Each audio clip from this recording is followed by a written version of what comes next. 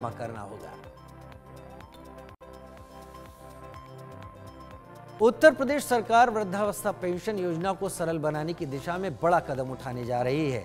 अब 60 साल से अधिक उम्र के बुजुर्गों को पेंशन के लिए किसी ऑनलाइन आवेदन की जरूरत नहीं पड़ेगी। सरकार एक नए प्रस्ताव पर काम कर रही है जिसमें Aadhaar card, ration card, family card के आधार पर पेंशन दी जाएगी। ये पहल बुजुर्गों को आवेदन और सत्यापन की लंबी प्रक्रिया से राहत दिलाएगी। समाज कल्याण के मुताबिक सरकार इस नई व्यवस्था को लागू करने की दिशा में तेजी से काम कर रही है। सरकार के पास राशन कार्ड, फैमिली कार्ड, आधार कार्ड जैसे प्रमाण पत्र पहले से उपलब्ध हैं। इनके आधार पर पात्र बुजुर्गों की पहचान कर उन्हें पेंशन का लाभ दिया जाएगा।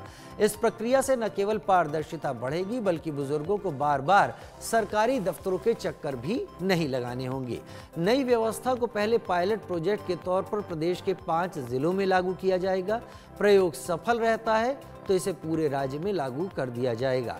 सरकार का मानना है कि इससे ग्रामीण और कमजोर वर्ग के बुजुर्गों को लाभ मिलेगा। तो जान लेते हैं कि पेंशन के लिए पात्रता आखिर क्या है। वृद्धावस्था पेंशन की पात्रता को भी समझ लेते हैं। उम्र 60 साल या उससे अधिक होनी चाहिए। दूसरी, परिवार के पास 5 एकड़ से अधिक की कृषि भूमि नहीं होनी चाहिए। तीसरी पात्रता, घर में कोई सदस्य सरकारी नौकरी में नहीं होना चाहिए। चौथी पात्रता, परिवार के पास कोई भी 4 पहिया वाहन नहीं होना चाहिए। अगर ये पात्रताएं हैं तो आप इस योजना के लिए लाभार्थी हैं। इस कदम से पेंशन के लिए जरूरी औपचारिकताओं को खत्म किया जाएगा जिससे बुजुर्गों को अनावश्यक भागदौड़ से बचाया जा सके।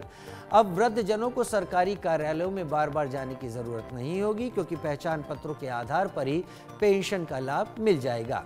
इससे पेंशन वितरण प्रणाली अधिक पारदर्शी और प्रभावी बन जाएगी।